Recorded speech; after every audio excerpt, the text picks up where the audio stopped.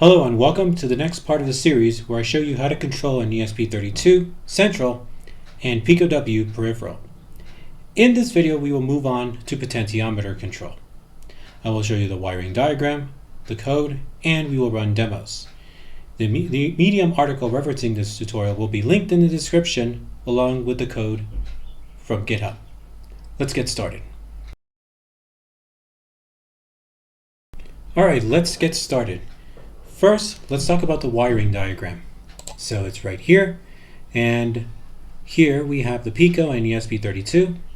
So we have our potentiometer. One leg will connect to the 3.3 volt, one will connect to the GPIO pin, which is ADC1, or in this case GP26, or ADC26 in this case, and of course we have ground.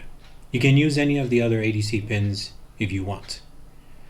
For the ESP32, we have our resistor, which is connected to this side of the LED. Then we have our ground as well as our pin 15, but I won't be using this setup. Now you can use this setup if you want. However, I will not be doing that in this case. I will be using the PCB that is provided to me by PCBWay, so thanks again to them for the PCB. And for this one, I will not be able to because I don't have an LED connected to the PCB, but I will do that for a second revision. So anyways, now let's take a look at the code. So we have our code here. We have our UUID's JSON file, which has not changed at all. And of course we have our ESP32 central, which is exactly the same as the previous one. So I'll give you a quick summary of the code. We have our libraries here as usual. We open our JSON file. We have our variables with the LED connected as false. We have our various message variables as well as our Bluetooth parameters. Then we have our message count. We have encode and decode, so that stays the same from before. Our LED task. We have a receive data task.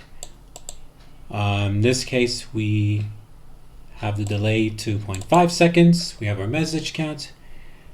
Then we have our BLE scan like we've done before.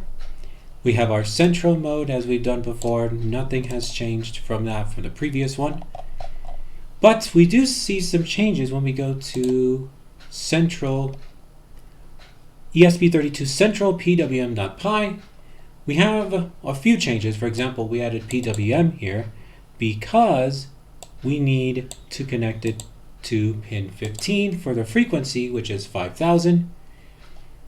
And when we go all the way down here, we have our PWM cycle, which we convert to a float because we have our decode message and we have data, but we convert it to a float, which we need to for this case.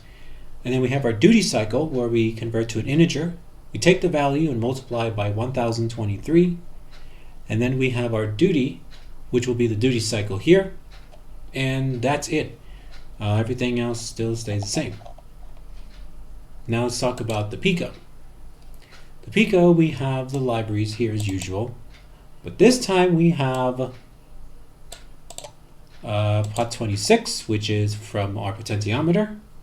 We have connected equals false. We open our JSON file. We have our parameters, encode and decode, our blink LED task like we've done before. Now in send data task, we actually have to do something different. Notice we have pot.value, and in this case we send a message, and when we encode the message we write to it, and then we have a delay of 1 second. You can change this to whatever you want. And then we have our exception. Now for peripheral mode, nothing's changed from the previous video. We still have our services here, we register them, and everything else is still the same where we gather the tasks. Where we have our advertising, we gather the tasks next, and then of course we disconnect when we're done, and then we run the code. So really not a lot has changed from the code.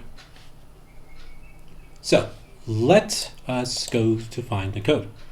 So in this case, we need to find ESP32 central first, since we'll be running that. And then for this one, we simply go to Pico Pot, and that's it. So our code is ready. Let's get to the demos.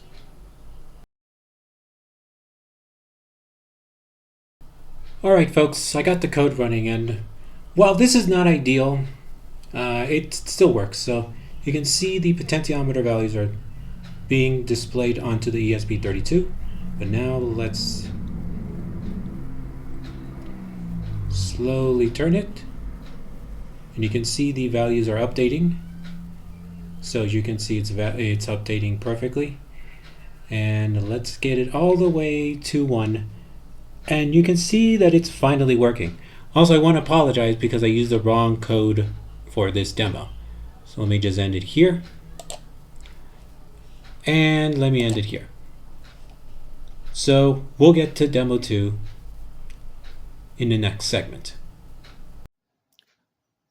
All right, folks, so here is demo 2.